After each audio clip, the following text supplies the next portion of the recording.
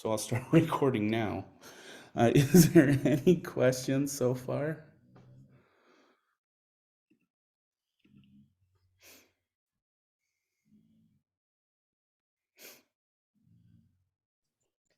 No question here, but I do find it very interesting. It is interesting stuff, that's for sure. Thank you. Thank you, Kayla. Okay. Okay.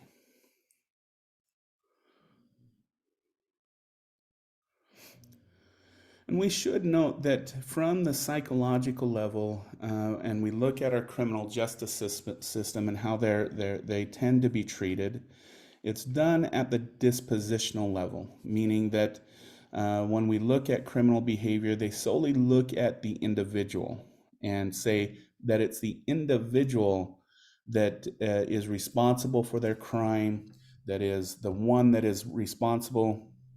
But yes, I could do that, Tashina. But what we see, the dispositional approach from that video, you can see does not work. Okay.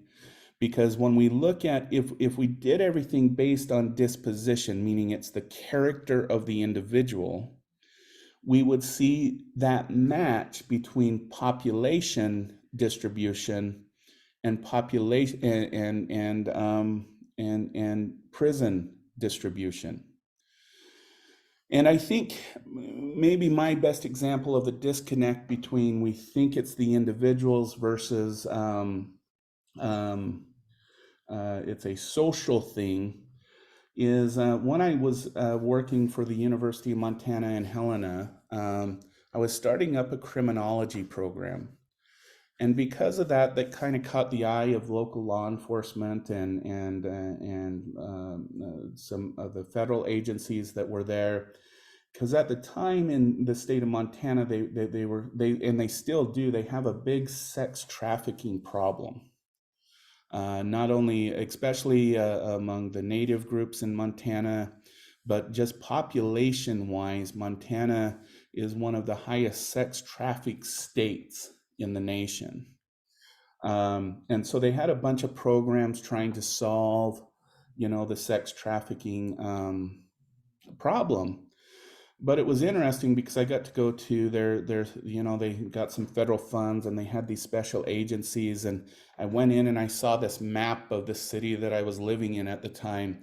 And there were all these little kind of red dots on these very specific locations within the town. And then there were green dots at different locations. And I asked, what's the difference between the red dots and the green dots? And the green dots are places that the police went and raided, and they found children being trafficked. The red dots were areas that they were denied search warrants and were told not to go in those areas, even though there was a lot of evidence that sex trafficking was happening at those locations. Okay. Now, the difference between those two areas is the red dots were by, the mayor's house, by a couple of their Supreme Judge's house, by some people who own businesses locally there in that town. And the green dots were in locations where there was low social economic status, as the average, income in the green dot area was below 30,000 a year, where in the red dot areas, the income in those areas was well above $100,000 a year. But those areas could not be raided because they were stopped by judicial restraint and by the mayor, who didn't want to embarrass the community, according to some of the officers. But if we look at this, what we assume is the dispositional thing about criminals, and that it's the criminal that determines where they should be, that whole entire board should have been filled with green dots. There should not have been any red dots. Now, there were black dots, don't get me wrong, and those were places that they did go raid, but they didn't find any evidence. But again, there were no black dots in the highly influential areas of the town just in those areas where they were allowed to go to search.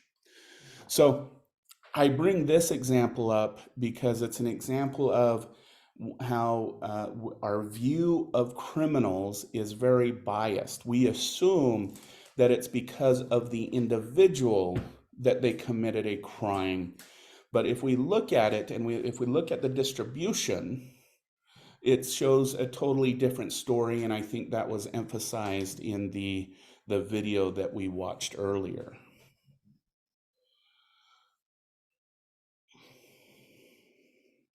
And so, why has the question that has always been asked is why is the dispositional, the belief that criminal behavior is due to the character of the individual, why is that so prevalent in our society?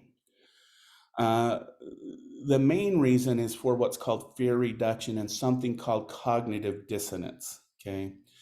Not many people in here, I assume, would say that you would be willing to kill someone, that you'd be willing to sex traffic a child, or that you would be willing to go rob a store. And so we become very complicated in this situation because we don't want to be seen as that type of person, which raises what we call cognitive dissonance. Because as you know, what we learned from the Milgram studies and what we learned from the Stanford prison studies is that about 2/3 of the population could be made to do something evil, that we all have the potential of that. And that creates a dissonance within us, something we have to resolve.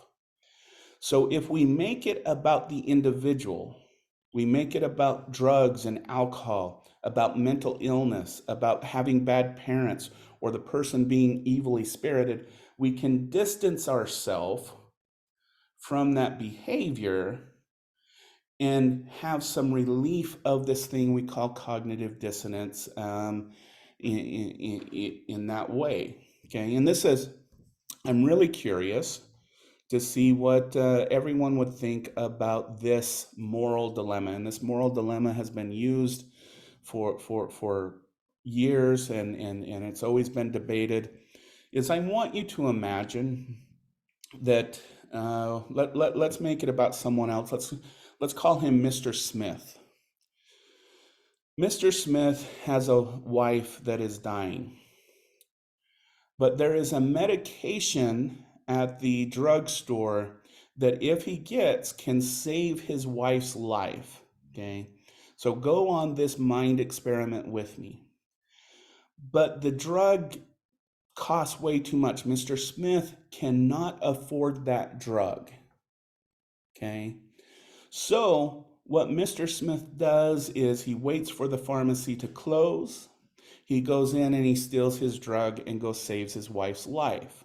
Okay, I want you to think about the moral dilemma in this. Who should be the criminal? Who was in the right? Was Mr. Smith right for saving his wife? Or would the drugstore owner be in the right because he has the right to sell that product for the price he wants to sell it for to make sure his family is secure and safe through the income that would be produced from selling that drug? Who is deviant and who is not deviant in this situation? And you could put it in the chat or you can speak up. And there's no right or wrong answers. They've been debating this for decades.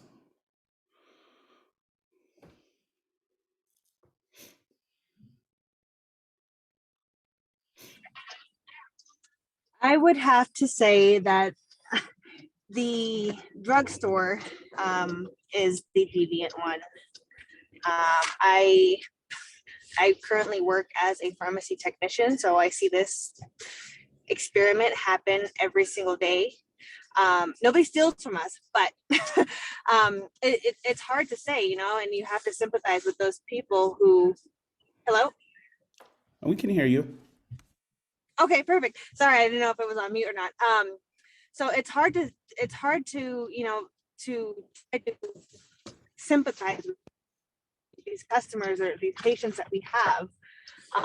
And they understand that it's not typically the drugs are coming in, that they are the ones who set the price. So, I mean, ideally it falls on the ones having to Okay, you're cutting out now. say that ones Yeah. is to, you know, what's best for his wife and save her. Yeah. Yeah. So Tashina, I kind of want to back up, kind of piggyback on that just a little bit, because I think most people, if we go with the criminal part aspect of this, we would say, you know, it was a guy who stole, he broke the law, right? But then again, a life would have been sacrificed, right? But I want to go back to the Milgram study, because I said 2/3 of people, remember, if you remember that video from the beginning of the semester, were willing to shock a person up to 450 volts. But there was another third of people who didn't. They stopped. Why? Most of the time, according to the analysis, again, going off what was just stated, is because they had some type of personal experience with either electricity or being shocked. They knew how it felt. They knew what it would be like to actually administer that amount of shock to someone else.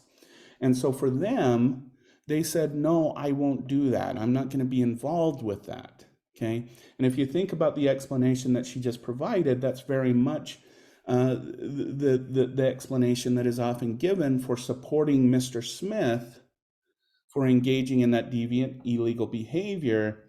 But then we also have to think about the poor, you know, not the poor, but the pharmacist in this situation. Is what's his role? What does he have the right to do? Because if Mr. Smith could do it, then Mr. Johnson, Miss Anderson, whoever else could do it as well. So in this task, the permitting Mr. Smith to do this would bring up fears that everyone else should be able to do this. And then we have to start looking at the pharmacist, right? And I think Kayla put it very good. That's tough, but legally, Mr. Smith is the deviant one. However, I'd be just as deviant as him if I was in his shoes, okay? And again, I'm just going to bring up the example, and it's very, yes, Mr. Smith broke a law. So so on the legal end, was he in the wrong? Okay. But on the other hand, it also saved a life. Okay. And I want to go back to the video of that they talked about Rosa Parks. Okay. Because it's a very similar situation. Rosa Parks did an illegal behavior. So to make an example of her, even though no one was hurt, no one died, no one lost any money, nothing tangible happened by Rosa Parks sitting in the back of the bus, but the fear that other people would do the same. And this is what we mean by the different approaches to understanding behavior. Is in this case with Rosa Parks, we have an issue of reducing fear that other people would engage in that same behavior because of that action.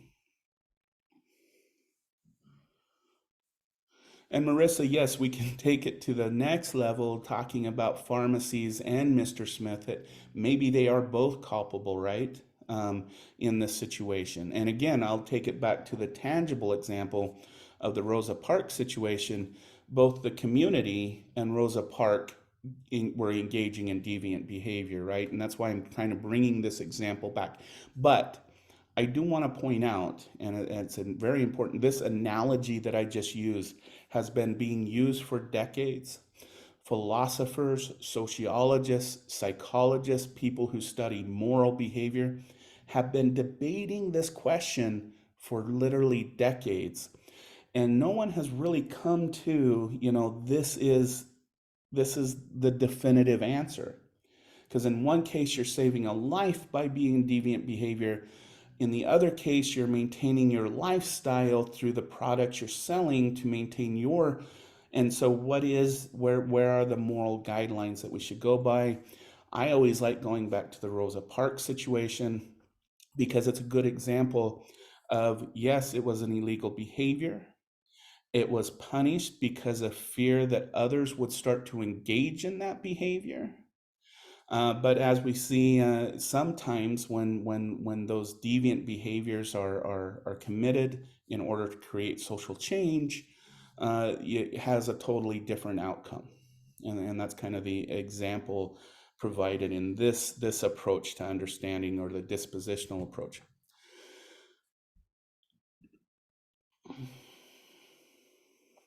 Yeah, it very much is the glass half empty or half full. Good example, Marissa. Okay. The other one is the mental health hypothesis, and this has been very popular with the mass shooting examples that we've had over the decades, and how every time there's a mass shooting, Congress and people are going, we need to invest in mental health, we need to invest in mental health, we need to invest in mental health services. I do not disagree with that, and I want to point this out very forward, but I don't think it has so much to do with violence than a mentally healthy community.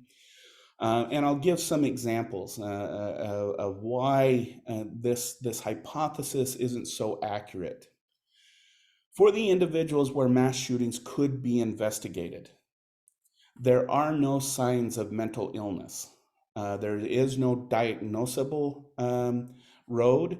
There is none of the mass shooters that have been studied. Well, actually, no, I take that back. There were two. With the exception of two, and you got to remember, we're on like number 600 this year. None of them have been diagnosed with mental illness or been on mental illness drugs, any of those things.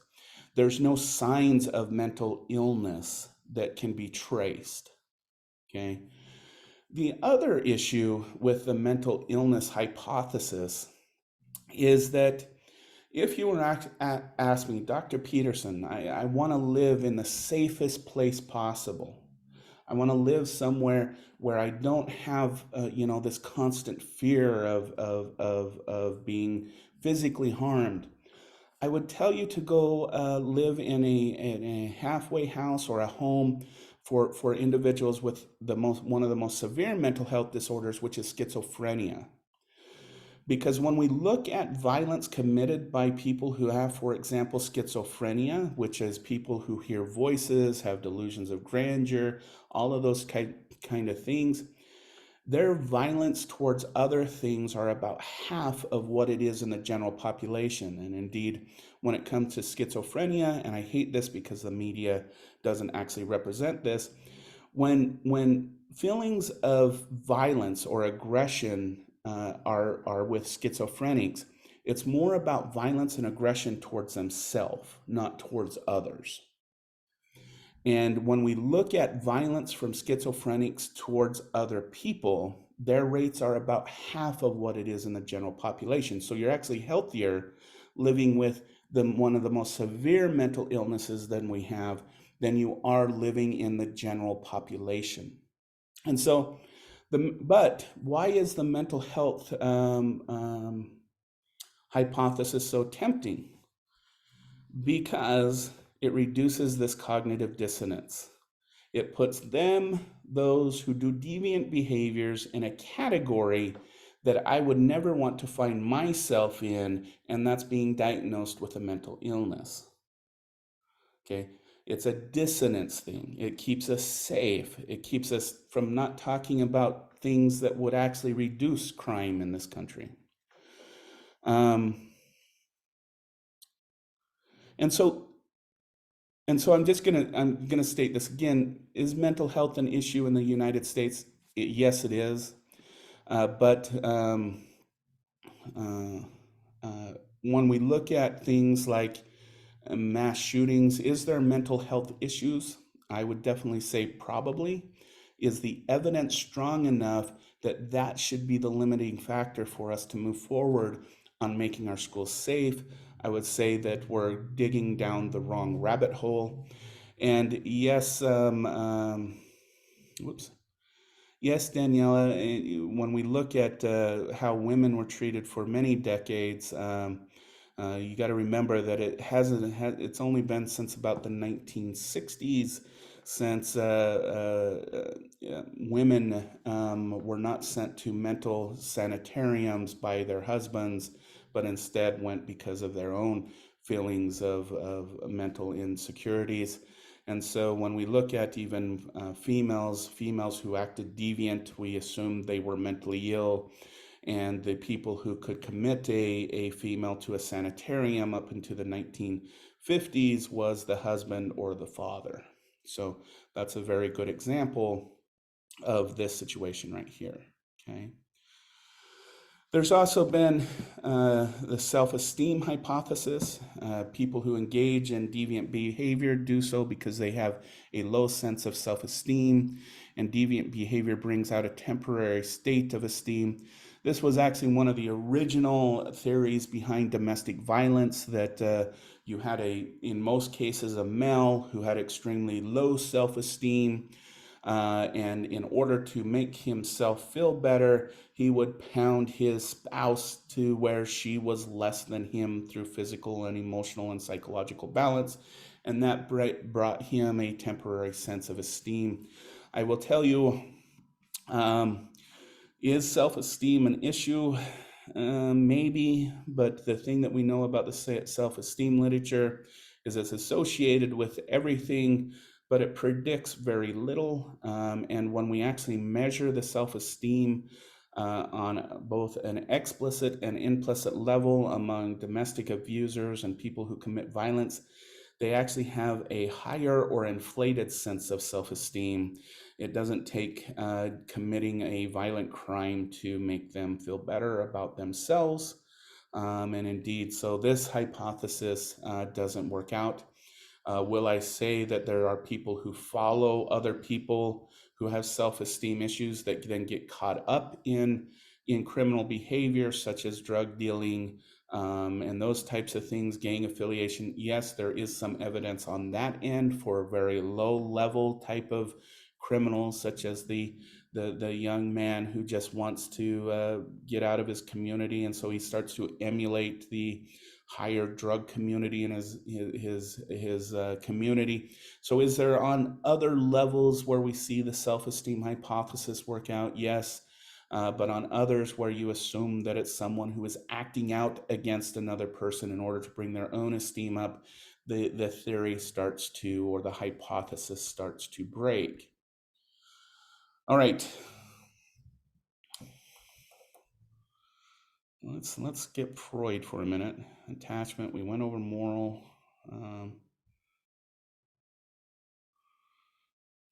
Let's see. Now, I did want to mention really quick, and we'll end with this one tonight. I think we've gone pretty far in this kind of conversation. I do want to go over the social learning theory and what is called the Bobo dolls experiments from Albert Bandura, and we'll kind of end with this tonight. And I'll pick up that other video that we need to next week. But the thing that Albert Bandura wanted to show is that deviant and aggressive behaviors are learned behaviors, that we learn it from people around us. And so what he did is he did an experiment where on one day,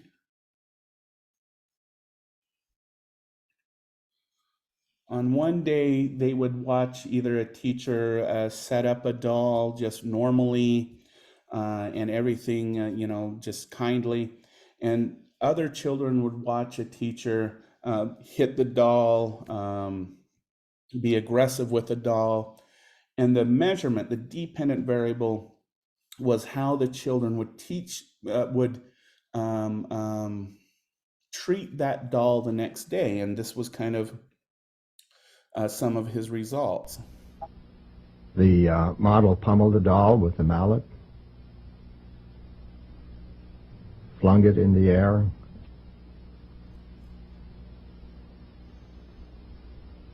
kicked it repeatedly,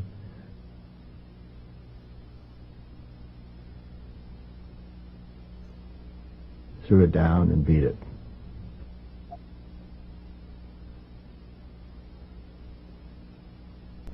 It was once widely believed that seeing others vent aggression would drain the viewer's aggressive drive.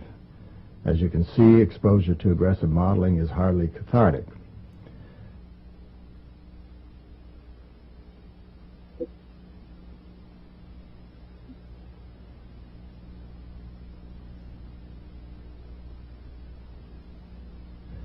Exposure to aggressive modeling increased attraction to guns,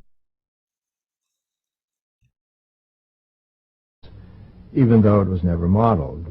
Guns had less appeal to children who had no exposure to the aggressive modeling. The children also picked up the novel hostile language.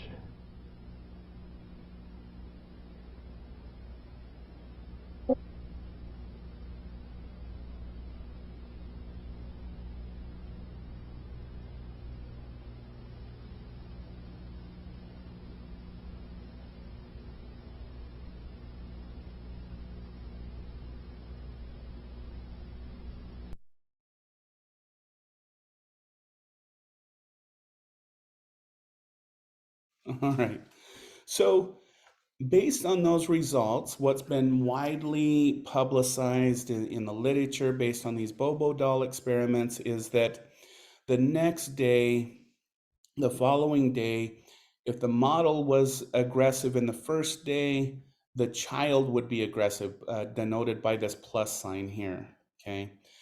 If the model was not aggressive that day, the child would not be aggressive, as symbolized by this negative symbol. And this is what's been popularly stated about the Bobo doll experiments. But that wasn't actually how the Bobo doll experiments were set up. The Bobo doll experiments were set up as a 2x2 design, okay?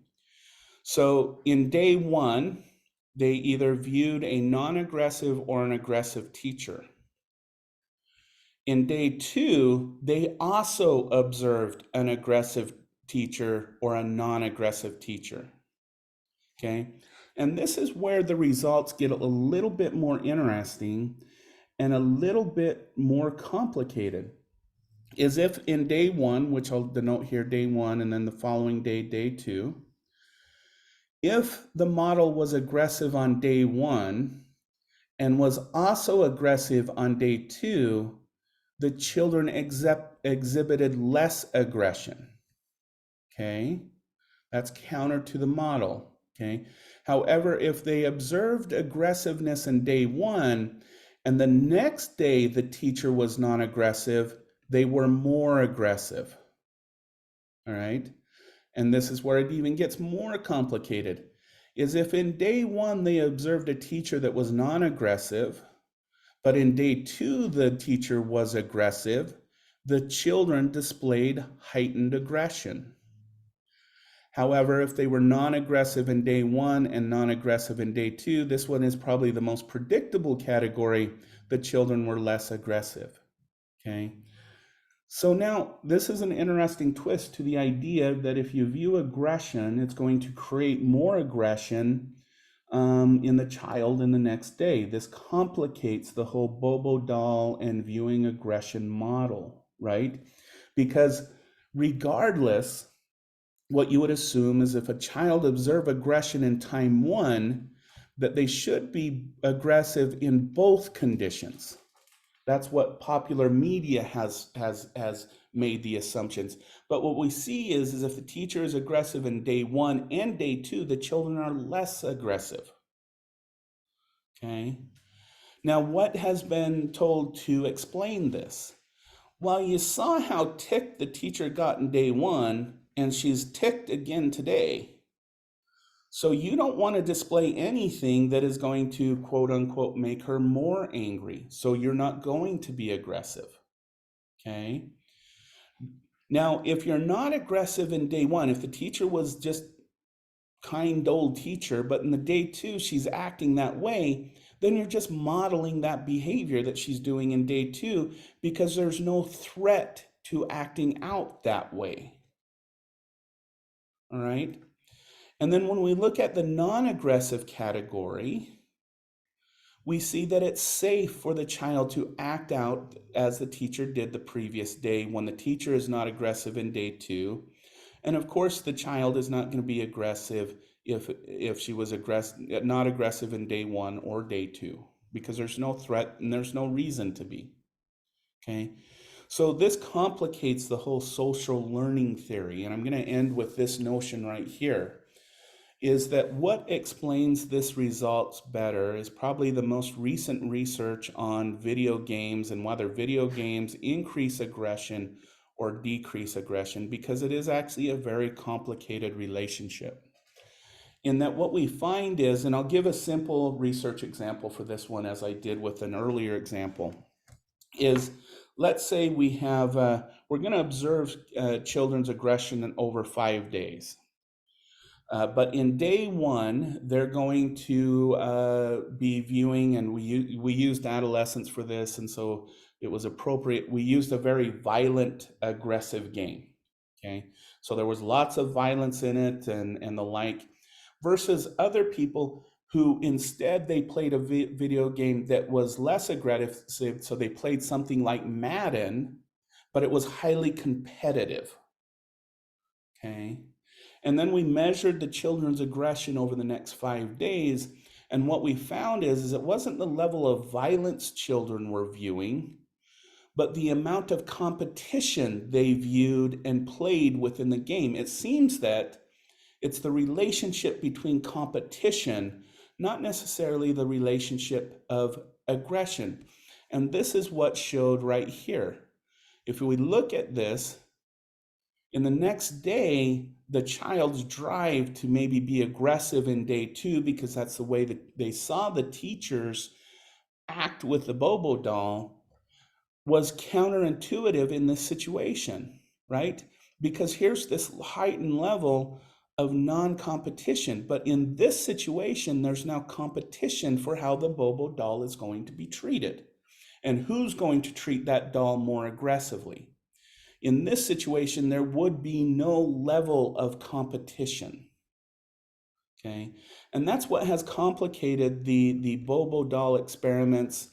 And as Bandura has put it since, we have to have cognitive knowledge. We have to take in what is the social norms of the situation. And we have to look at the behavioral factors that influence an individual's behaviors, because it's always much more complicated than what has been stated. And so I've kept us here for quite a while now. So I am going to say, does anybody have any questions at this moment?